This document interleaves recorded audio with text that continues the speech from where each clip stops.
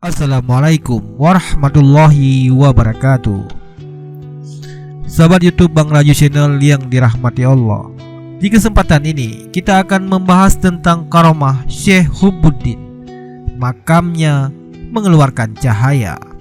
Syekh Hubuddin atau Qutbuddin dikenal merupakan salah satu tokoh penyebar agama Islam di tanah Jawa, khususnya di Wonosobo, Jawa Tengah. Dia berasal dari Iran, yang juga merupakan seorang tokoh pembawa aliran tarekat Naqsbandiyah pertama kali di tanah Jawa, di mana tarekat tersebut kemudian menyatu dengan kehidupan masyarakat Jawa. Cerita tentang tokoh ini begitu senter di mulut ke mulut di wilayah Wonosobo, di mana konon makam Syekh Hubuddin berada di desa Candirejo, Kecamatan Mojo Tengah, Kabupaten Wonosobo, Jawa Tengah. Sebelumnya, makam tokoh tarekat Naqsbandiyah ini tidak diketahui rimbanya. Dikutip dari sebuah media, keberadaan makam tokoh sufi ini baru diketahui setelah mantan presiden almarhum Abdurrahman Wahid alias Gus Dur pada tahun 1994 datang ke desa Candirejo mengunjungi makam tersebut. Saat itu Gus Dur belum menjadi presiden, di mana penduduk setempat sebelumnya tidak tahu ada makam tokoh terkenal Islam karena makamnya tidak sendirian, tapi menjadi satu dengan kuburan masyarakat desa.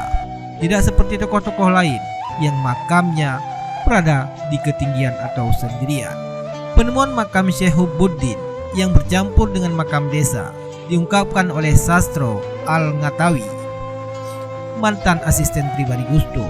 Saat bersama Gus Dur, mereka sampai di Wonosobo hampir subuh, lalu mampir di salah satu pesantren di kota tersebut.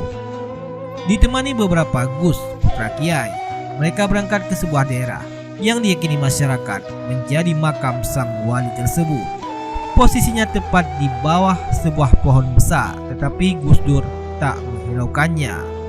Lalu mereka segera berjalan menuju lokasi lain. Di tengah-tengah perjalanan tersebut, rombongan tersebut bertemu dengan orang tua.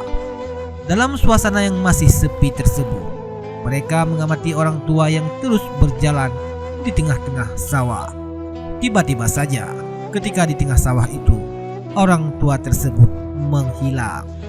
Gus Dur pun berujar, "Ya, itu tadi Syekh Hubuddin, dan di tengah-tengah sawah tadi makamnya," katanya. Sejak dikunjungi Gus Dur, makam Syekh Abdullah Hubuddin mulai ramai penziarahnya. Menurut cerita Kiai Syabibullah Idris selaku ulama terkenal di Wonosobo, Gus Dur pada tahun 1994 meminta dirinya untuk menemani mencari makam Syekh Abdullah Hubuddin yang berada di Candi. Kiai Haji Syabibullah Idris saat itu tidak paham betul yang dimaksud candi itu. Nama desa atau kawasan candi di daratan tinggi Dieng. Menurut Gus Dur, Islam pertama kali masuk ke Jawa di Candi. Kiai Haji Syabibullah Idris ini tidak tahu candi itu di mana, apakah komplek Candi Ding atau di mana.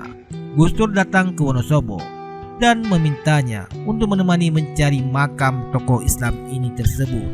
Tokoh karismatik ini memang memiliki kepedulian tinggi terhadap peninggalan bersejarah, termasuk mencari makam-makam yang memiliki nilai sejarah tinggi.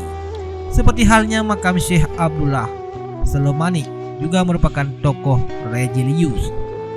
Menurut cerita Gus Dur, Syekh Abdullah ini mendirikan pesantren di desa Candirejo. Namun karena tidak memiliki keturunan, lama-kelamaan pesantren tersebut hancur. Ini bisa dilihat dari banyaknya batu-batu candi yang berada di sekitar makam. Sementara menurut Kiai Syabib yang mengutip pengakuan warga Candirejo, bertahun-tahun makam itu pernah didatangi orang asing yang juga berprofesi sebagai antropolog dari Eropa yang tengah mengadakan penelitian. Muncul cahaya di atas makam desa Candirejo, Kecamatan Mojo Tengah, tidak terlalu jauh dari kota Wonosobo. Makam Syekh Abdullah Hubuddin sendiri berada agak jauh dari desa.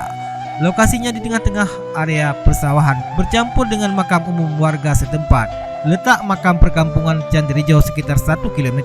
Sepanjang jalan menuju makam, pengunjung akan disuguhi pemandangan hamparan tanah pertanian berupa tanaman kol, padi dan jagung.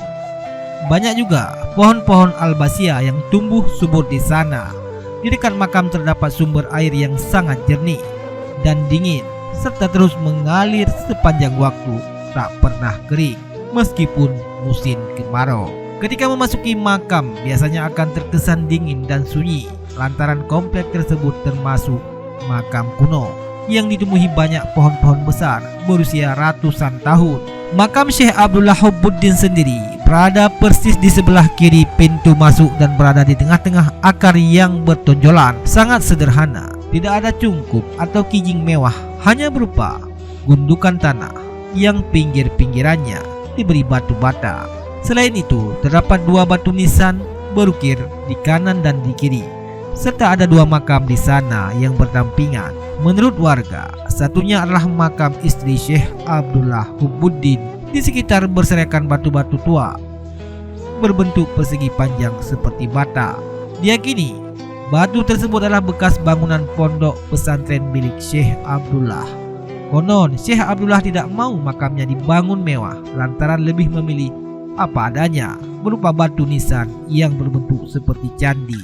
Menurut Kiai Haji Syabibullah Idris, masyarakat di sini sering melihat ada cahaya yang muncul dari makam. Pernah petani cabai menunggui tanamannya, tiba-tiba ada cahaya terbang dari makam Syekh Abdullah Hubbuddin. Pernah juga ada seorang pimpinan pondok pesantren bersama 12 santrinya berziarah, lalu hujan sangat deras. Anehnya, mereka tidak kehujanan sama sekali. Wallahu a'lam bishawab.